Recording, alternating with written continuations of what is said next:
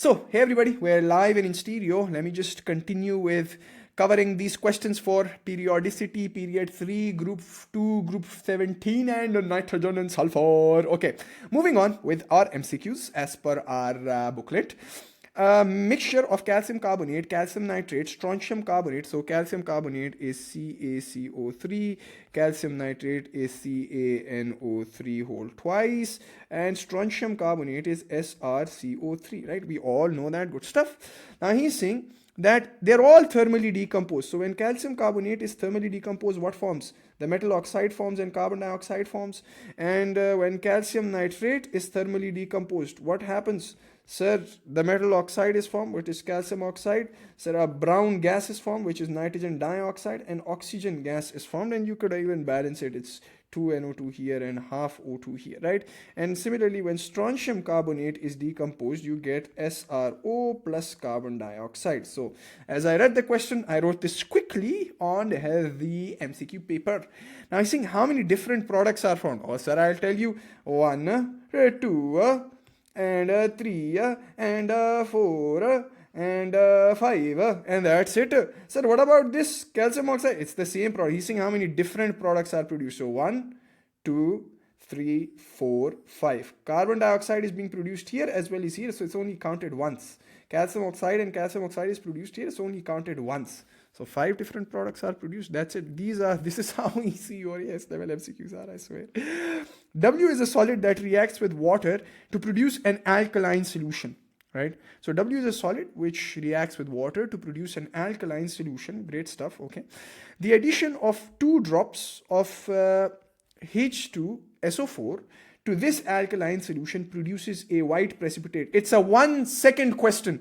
If I don't go into the detail for it, and if you were in the exam, what would you select? Absolutely, please help me out. What would you select? Sir, H2SO4 to the alkaline solution produces a white precipitate. This is basically the sulfate ion that you have. And when does the sulfate ion produce a white precipitate? Sir, it's basically, remember the test for sulfate ion, whenever you had the barium 2 plus ion and the sulfate 2 minus ion, it gave you a white precipitate of barium sulfate. And so this should be barium oxide. It was a 1 second question, but if you want me to decipher it, obviously I will, because I want to go over every option as I always do. In the exams, it's just a 1 second answer. So you're saying this, let's suppose, is magnesium hydroxide, right? And you have the second option is magnesium oxide, the third option is barium oxide, the fourth option is phosphorus oxide, P4O10.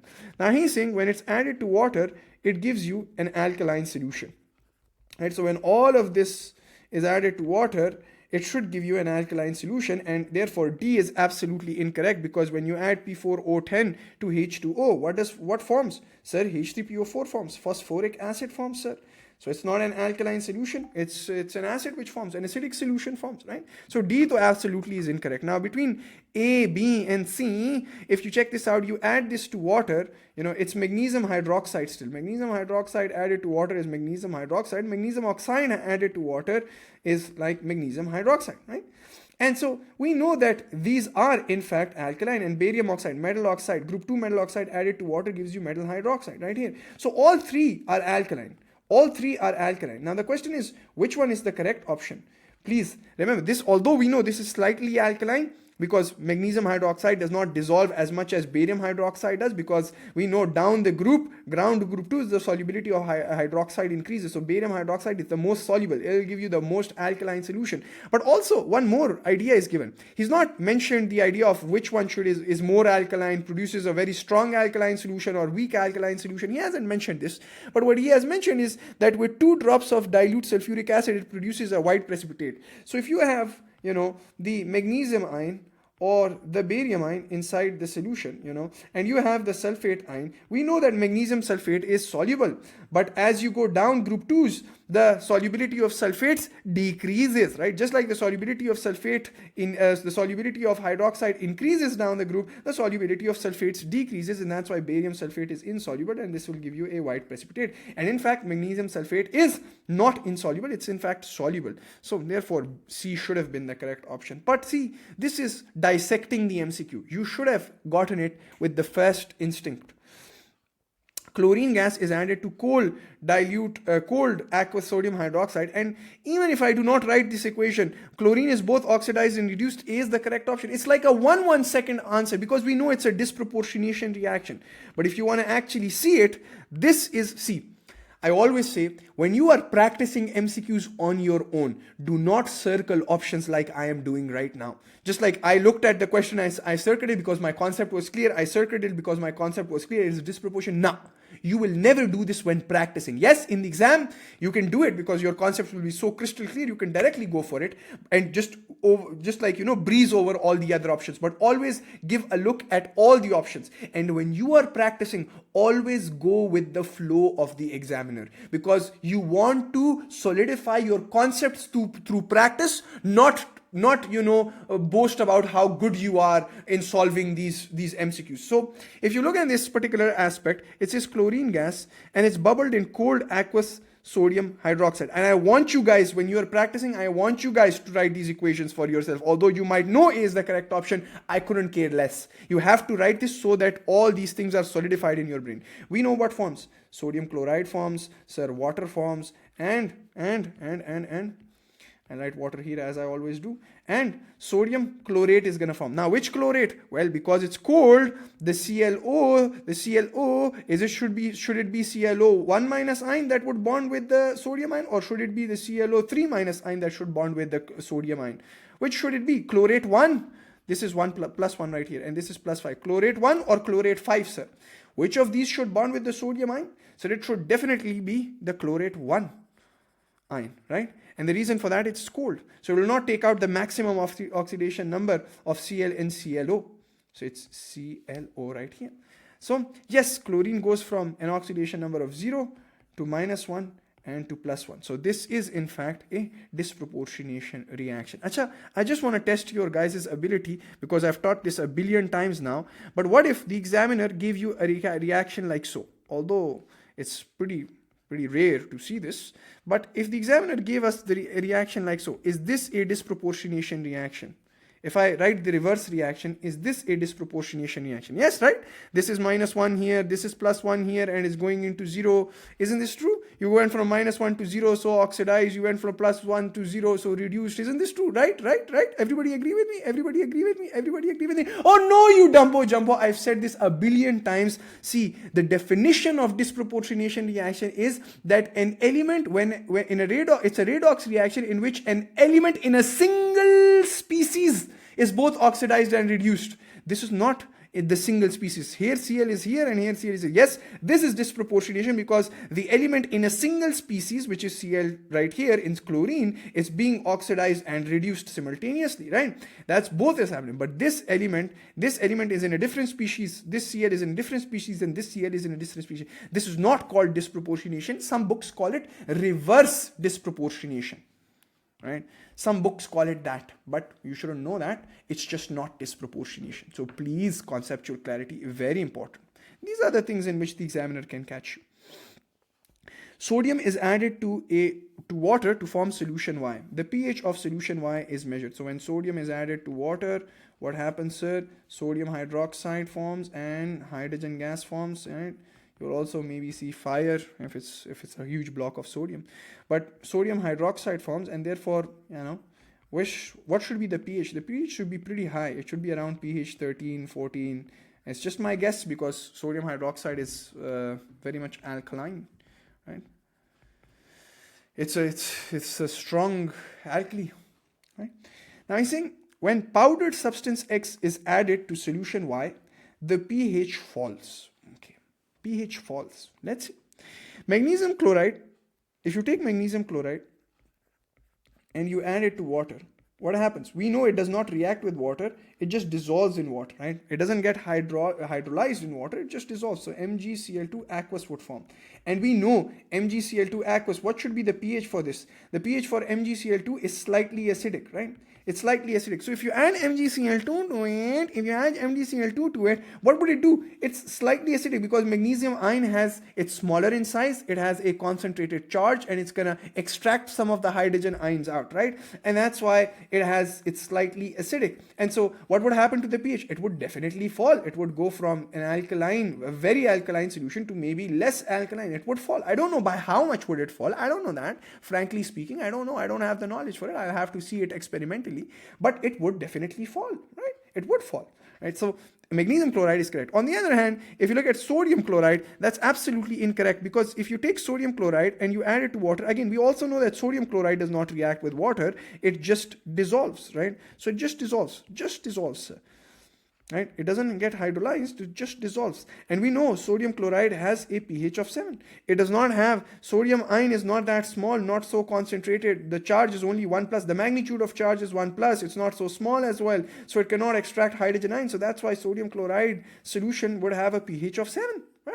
So we know that if it has a pH of 7, it's neutral. It would not make this alkaline solution, it would not make this pH fall. The only way that this pH would fall would be if something acidic is added to it, right?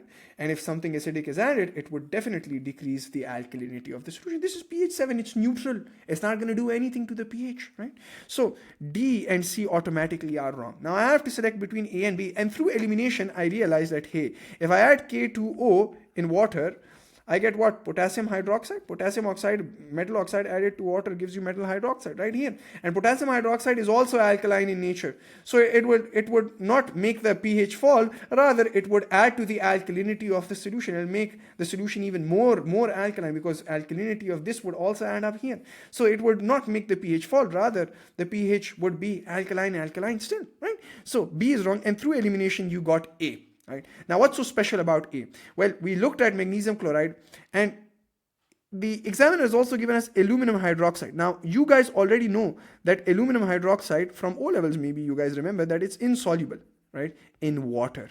Just like aluminum oxide is insoluble in water, just like that, aluminum hydroxide is also insoluble in water. And this is extra stuff. To be honest, the examiner should not have tested this. But just like aluminum oxide is amphoteric, just like that, aluminum hydroxide is also amphoteric.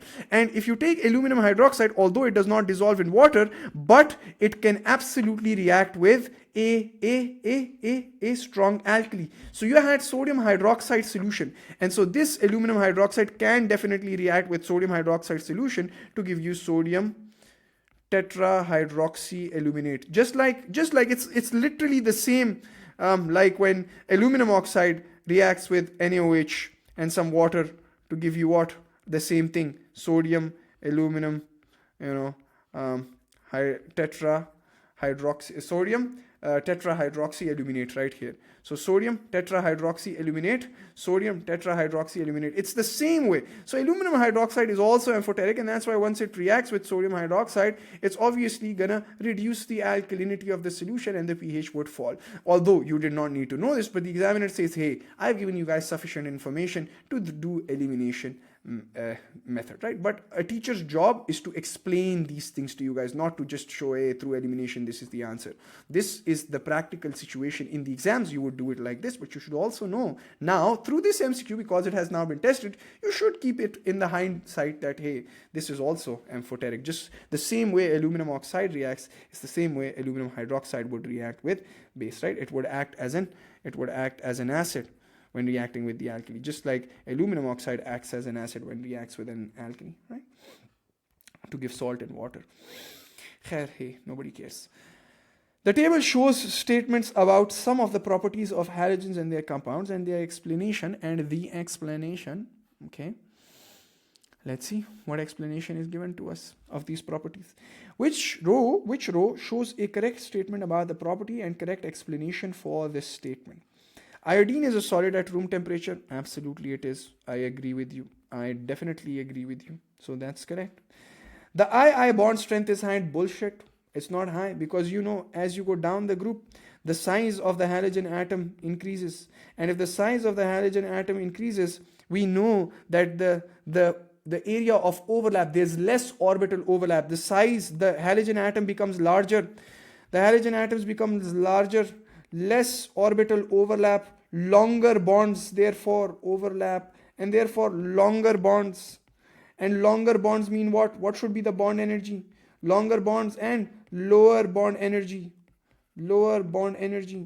So the bond strength is also the bond strength. bond strength is also gonna decrease, because you can easily break this bond. Less energy is required to break this bond, right? That's why iodine is a good reducing agent, right? Khair, not iodine, sorry. Iodine is a bad oxidizing agent. A bad oxidizing agent. Halides are reducing agents. The iodide ion is a good reducing agent, right? But in this case, I2 is a halogen, right? So halogens are oxidizing agents, and we know that the oxidizing power reduces because this can easily catch the electron. This can oxidize things pretty easily. It's smaller, and it has higher electronegativity. But hey, nobody cares. So the bond strength is not high. Next, the decomposition of hydrogen iodide. Now in this case I have Hi, okay, and I know as I go and bond with smaller and smaller, as I go down the group, when I'm bonding with these halogen atoms, and I'm making hydrogen halides, what's happening is that I definitely know that the bond strength again decreases. Why? Because this is a larger atom, and we've already studied this. This is a larger atom. Larger atom means what? Larger atom means less orbital overlap. Less orbital overlap and larger atom means what? Longer bonds, longer and weaker bonds, right? And therefore lower bond energies. So this should now be stuck in our brain, right? Lower bond energies. Now I think the decomposition of hydrogen iodide. So if I were to break this bond right here, it says it's more endothermic than hydrogen chloride, and that's absolutely BS. It's not more endothermic, it's less endothermic. Less endothermic. Why? Because less energy is required. Less energy is required to break this bond, right? Compared to breaking the HI bond. That's why, compared to breaking the HCl bond. Because the Cl is a smaller atom, shorter bond, and more orbital overlap. So higher bond energy is required to break this, which means it's more endothermic. More energy is required to break this bond. This is less endothermic. That's why it's a good reducing agent. It actually reduces concentrated conch sulfuric acid, right? And reduces the sulfur in conch sulfuric acid from +6 to +4 to even 0 and to even -2. So it's not more endothermic, it's less endothermic, sir. I don't even have to look at the next step. When chlorine is bubbled into aqueous potassium iodide, a purple solution is seen. Oh my god, when chlorine is bubbled into aqueous potassium iodide, what happens? The more reactive halogen displaces the less reactive halogen from its salt solution. KCl forms and I2 aqueous forms, which is brown. Where in the world do you see purple? Please understand, I2 aqueous is brown, not purple. I2 gas is purple.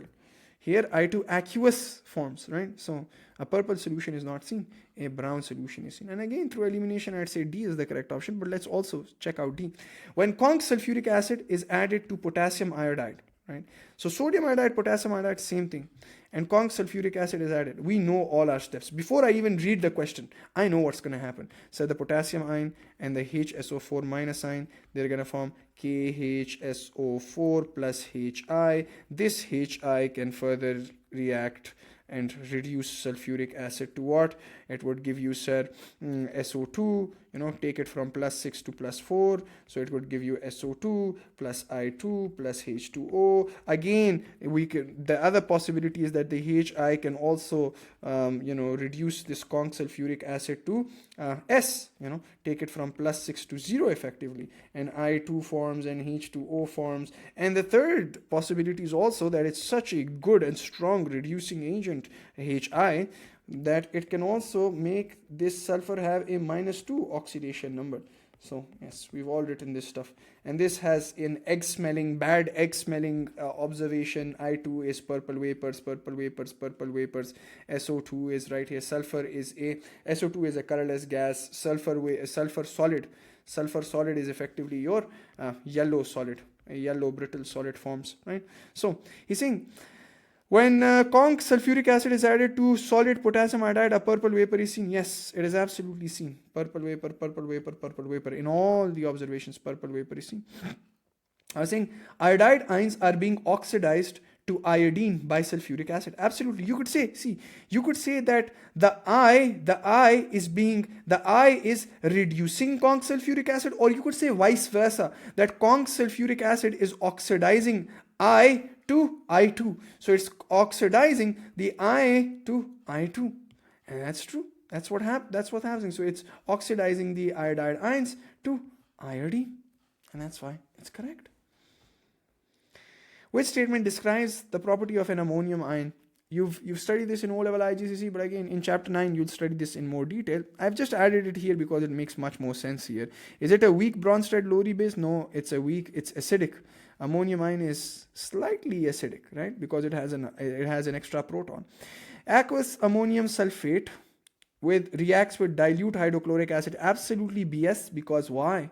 Because ammonium salts, which are ammonium chlorides, ammonium sulfates, whatever, they're slightly acidic, so they need to react with strong bases. The ammonium ion has a pyramidal shape with an NH bond angle of 107 degree, right? So let's see, we've already studied chapter 3. So let's check it out. Does the ammonium ion actually have that shape? Let's see. So N bonded to 3, oh my god, pathetic drawing, Sulaiman Khan.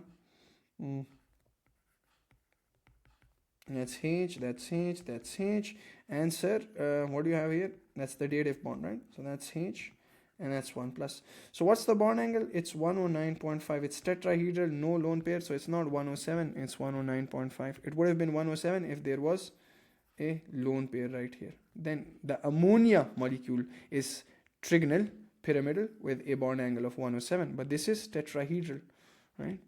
So automatically through elimination D is the correct option. But what is D about? It's saying the 4 NH covalent bonds in ammonium ion are identical to each other. Yes, that's true. They are identical to each other, and we've studied this in so much detail. We know the idea behind hybridization. We know in hybridization what happens.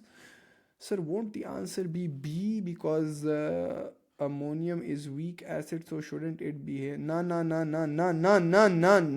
Faryal, ammonium salts are not weak acid. They are slightly acidic. There's a difference between an acid and slightly acidic salt. Acidic is something else, acid is something else, please. And you've already studied these reactions in O-levels and IGCSEs, in which you would take ammonium chloride, add it to strong base. What would form? The sodium ion and the chloride ion would form NaCl with you. You would get H2O. The OH in the strong base and the H in the ammonium ion would form H2O, and ammonia gas would be released. Remember, come on. And I've also discussed this in our classes. I've also given this recap. Please, So acidic things, it's a slightly acidic salt. Slightly acidic things react with bases, not with acids again. Strong bases in this case, because it's slightly acidic, so strong bases are required. See, make this very, very, very, very crystal clear thing in your brain. This clarity is very important. Bases react with acids. Bases don't react with other bases, do they? Acids react with bases. Acids do not react with other acids or slightly acidic solutions, slightly acidic salts, solutions. They won't react with bases. They won't react with acids, right? They'd react with bases or, alkalis, right? So make this difference in your brain very crystal clear. Yes, if something is amphoteric, then it will react with both acids and bases. Acha, so what was I saying? I forgot. Yes, they're all identical to each other. We've studied this. We've studied this where? In hybridization. They're all a hybrid orbital forms, right?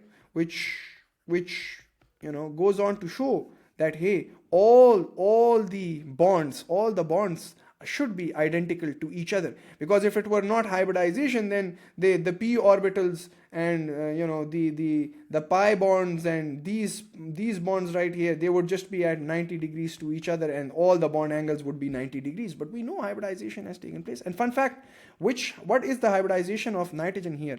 If you look at the electron geometry, it's like this, and this, or the molecular geometry, right? It's tetrahedral, so it is sp3 hybridized. Done. So it's hybridization which results in these identical bonds. That's the idea. Hybrid orbitals make these identical bonds. Catalytic converters are fitted in the exhaust systems of many cars. Gas X causes acid rain if released into the air. It can be NOx and it can be SOx.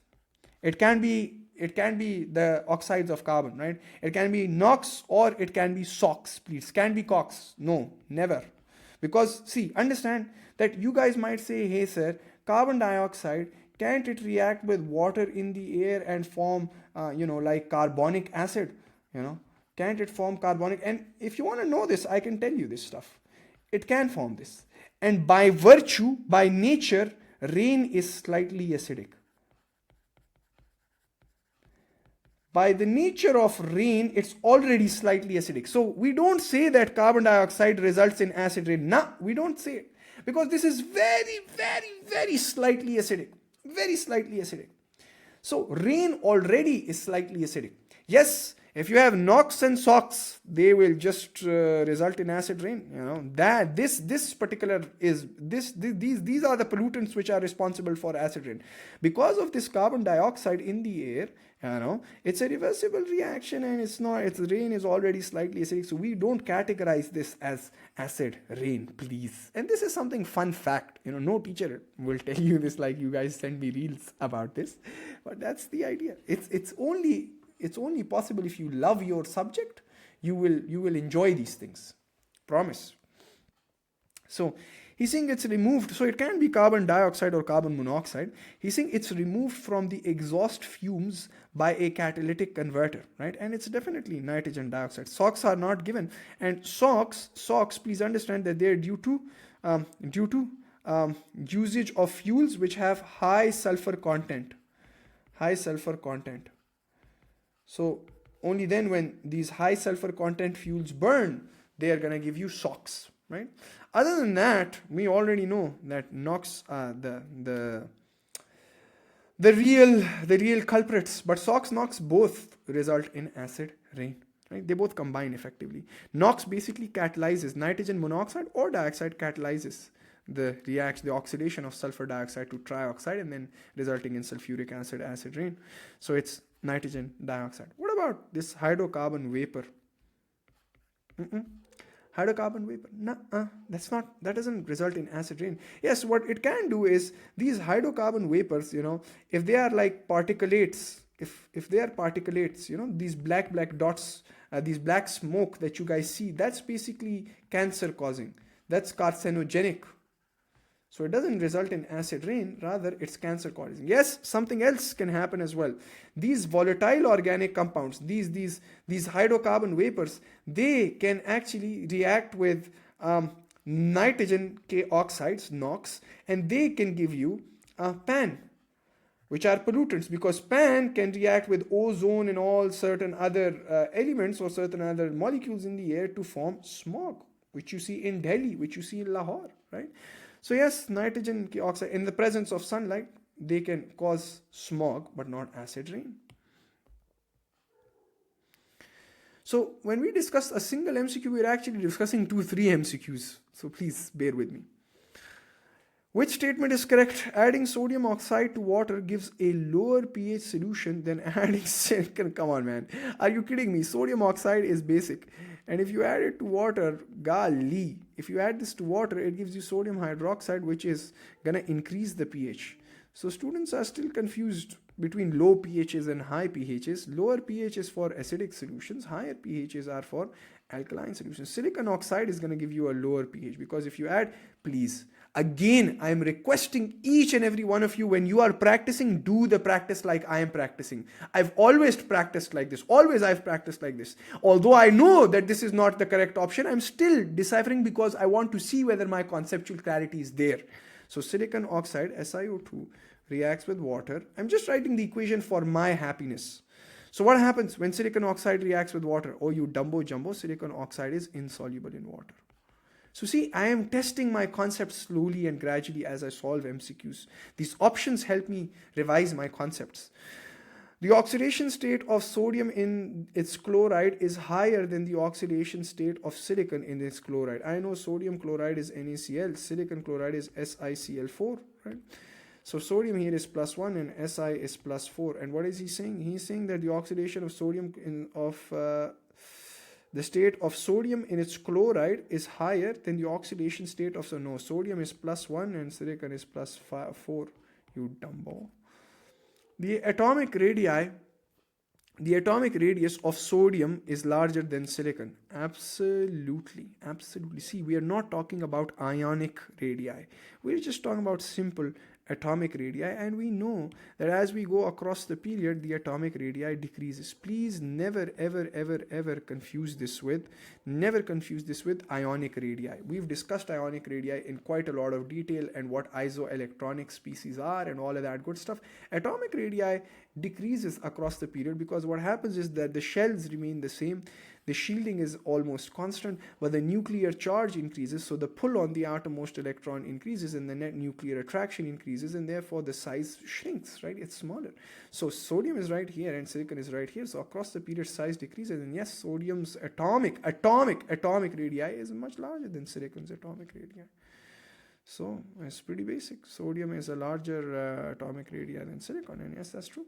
The melting point of the chloride of sodium. Matlab, you could just say sodium chloride, you dumbo examiner. You can't. Is it important for you to show me that you know English? Come on. The melting point of sodium chloride is lower than the melting point of chloride of silicon. SiCl4 is simple molecular. We all know that. Unlike SiO2, which is giant molecular, this is simple molecular. And simple molecular have weak intermolecular forces of attraction, and therefore they have lower melting points and boiling points, whereas NaCl is giant ionic. So obviously NaCl has a higher melting point, not lower. D is wrong. Next. How many more are left here? I'm tired. 29. X is an impure sample of group 2 metal carbonate. X contains 57% by mass of that. What is the identity of the... Oh, this question should be in moles and stoichiometry. So if you are a new student watching this, please do this question after moles and stoichiometry, because it's a combination of both moles and stoichiometry as well as periodicity, right? So please, and group 2 obviously. So please do not attempt this question if you've not yet watched moles and stoichiometry. Skip it, come back to it later. Okay, let's do it. So X is an impure sample of group 2 metal carbonate. And I know if I have group 2 metal carbonates, and he's saying the impurities in X do not react with hydrochloric acid, 7.4 grams of X is reacted with excess dilute hydrochloric acid. So I'm talking about MCO3, right? Basically, it's MCO3 which is reacting with dilute hydrochloric acid, because he told you right here that the other impurities do not react with hydrochloric acid. So if you're reacting this X with hydrochloric acid, it's effectively MCO3 which is reacting with hydrochloric acid. It's group 2. And I know whenever group 2 carbonates react with hydrochloric acid, they would form what? You could take any group 2. They would form what? Metal oxide.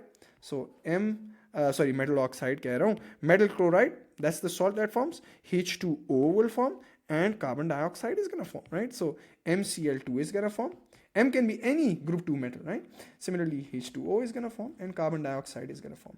And how many grams of M are we reacting? How many grams of M are we reacting? Sir, it's, if we have 7.4 grams of X and 57% by mass of 7.4 grams of X is MCO3, what's the mass of MCO3 that we are actually reacting with HCl?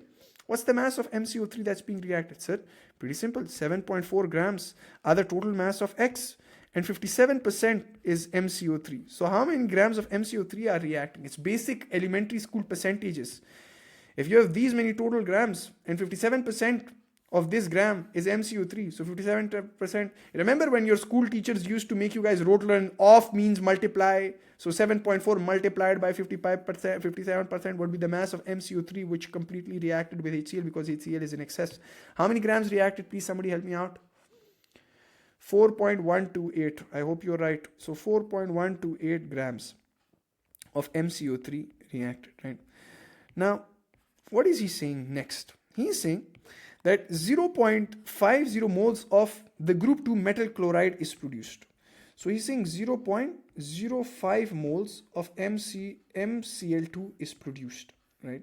My question to you guys is, how many moles of MCO3 were used up? That's the first question. See, you need to figure out M, right? You need to figure out M, and in order to figure out M, you are given mass right here, and you are given the moles of MCl2. But from the moles of MCl2, you can go back into the working. You know it's 1:1. It's 1:1. It's always a group 2 carbonate, right? So 1 mole of this is going to be produced of 1 mole of this. So if 0.05 moles of MCl2 are produced, that means MCO3 moles were also 0.05. So now that you have moles and you have grams, you can find the molar mass of MCO3, right? So mass equals mole times molar mass. It's just reverse working. Mass is what is given to you, 4.128 grams. Moles equals 0.05. And I the point better. Molar mass is what? M, I don't know. Carbon is 12. Oxygen is 16. Times it by 3. What do we get? So 0.05 is divided here. And then take these and subtract. What do we get? Somebody help me out. So x plus 16 times 3, 32, 48, 48 plus x plus 60 is equal to 4.128 divided by 0.05, and subtract 60 on both sides. X is equal to what? What does x, what's x here? I'll do it on my own. 4.128 divided by 0.05 minus 60, and that's 22.56. And what in fact is 22.56? X 22.5. Which particular element in group 2 has the molar mass of 22.56? Right? Which one? It's roughly close to magnesium. So I'll go with magnesium. Because what would have happened is somebody would have given me this, or maybe this, something might have been, rounding off errors might have been there. Let me just check it out. 7.4 multiplied by 57%. Okay, चलो rounding off errors नहीं है. वैसे तो ये exact same आना चाहिए था, to be honest. 16 times 3 plus 12. Exact same आना चाहिए था, अब नहीं आ रहा, क्या कर सकते हैं? But it's closest to mg. Done and dusted. Chalo, I'll do one last MCQ. The table shows physical properties of 4 substances. Acha, one more thing, guys. Please do not fall prey to teachers making you guys write the equation with this, then write the equation with this, then write the equation with this, then write the equation with this, and then do it with all of them, and then find out what, and figure out 0.05 moles kisse ban rahe hain. Pathetic. It would waste a hell lot of time. So it's important that you guys know this stuff. Okay, the table shows 4 properties, 4 substances, X, Y, Z, W, X, Y, Z. What identities of W, X, Y, and Z are there? Okay. Can W be MgO or NF? These are both ionic compounds, aren't they? Ionic compounds. And if you look at W, they have high melting point, high boiling point. In solid, they are poor electrical conductors. Liquid, which means molten, right? Liquid state means molten state, right? That means good conductor. Yes, there are free moving ions which can conduct electricity. In water, there are also free moving ions which can conduct electricity. So W can be this. I can't cross it out, right? They can be either or. MgO bhi ho sakta hai, NF bhi ho sakta hai, right? Now X is slightly complicated, so I will skip out on X for a moment and I'll go into Y, because Y would, or maybe even Z. Let's first go into Z. So Z it has a high melting point and high boiling point, and all three have all these two, aluminum oxide and SiO2, both have high melting point and boiling point. In solid state, they are poor electrical conductors. Yes, both are poor electrical conductors. One is an ionic compound, it doesn't conduct. One is a giant or macro molecule, right? Giant molecular. In liquid state, again, it has poor electrical conductivity, which means A and B are automatically wrong. Why? Because aluminum oxide in liquid state can conduct electricity, because in molten state, ions are free to move, right? So I can cut A and B out. Now, C and D. W is done, Z is done. Now I have to select between X and Y. Okay. Now X and Y. If I look at Y says what? Y says that it has a high melting point and high boiling point, and automatically, just by looking at this, just by looking at it, can I say that Y is iron or potassium?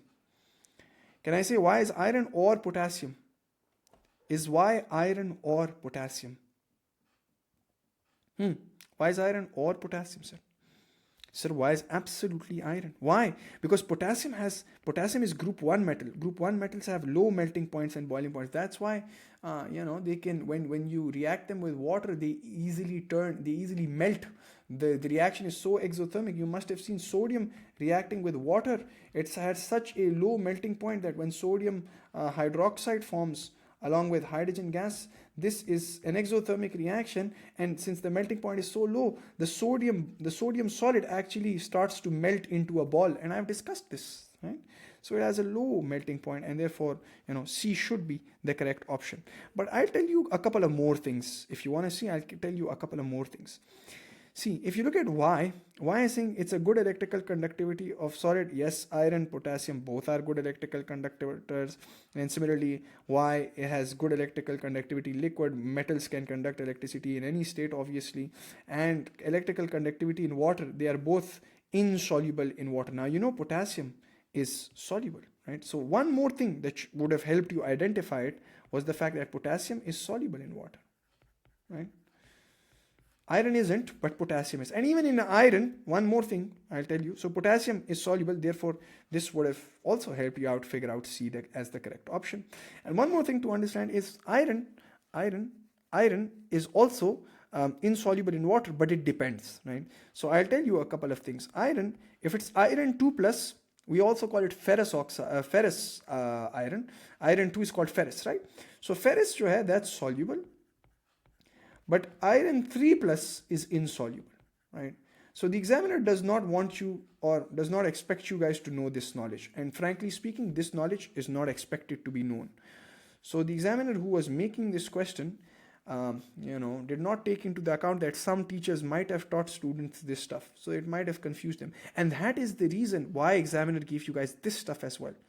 So Cambridge examiners are design questions in a beautiful way. If they know that something is practically not right, they will give you enough hints in the exam to figure things out.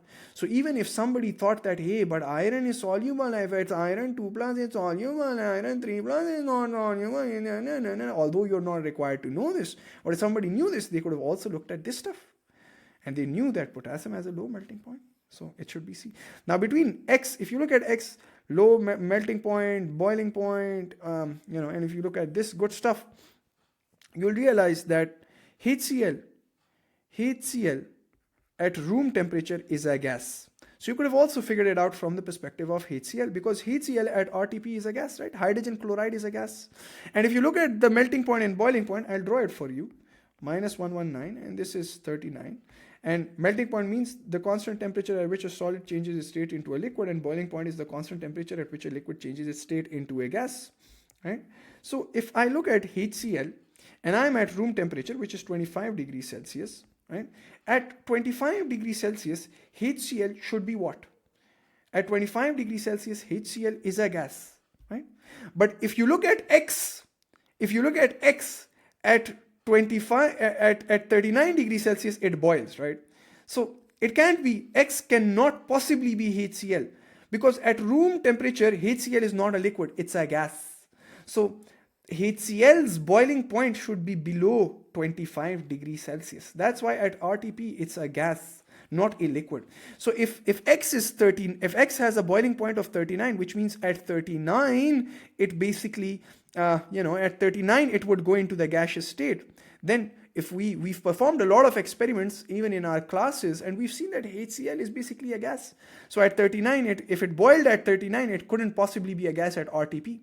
Then it would be a liquid, because at 25, which is RTP, 25 is above the melting point but below the boiling point, so HCl should have been a liquid if X were to be HCl, but it's not. That proves the point, because we know HCl is a gas. So that's also one other way that you could have figured these things out, right? That's the idea. So yeah, done, guys. Any questions? So see, I am not trying to solve these questions in a very quick manner. I can do that. I can solve every single question in less than 10, 20, 30 seconds, right? Depending on the size of the question. Or some questions require a single second to solve. But please understand that I'm not here to show my skill to you guys. I'm not here to show how good I am in chemistry. I'm here to help you guys solidify your concepts, help you guys think through multiple perspectives so that you guys can solve MCQs, right? And solidify your concepts. Any questions? And one more idea to this, just like Raima said, so I'll incorporate it in the video, that HCl, when you add it to water, it can conduct electricity, because if you take HCl and add it to water, it is basically going to give you hydrochloric acid, and acids have free moving ions, and therefore it can conduct electricity if you dissolve it in water. So that also, and if this is insoluble written, then it can't possibly be HCl. Right? So yes, Raima is also right.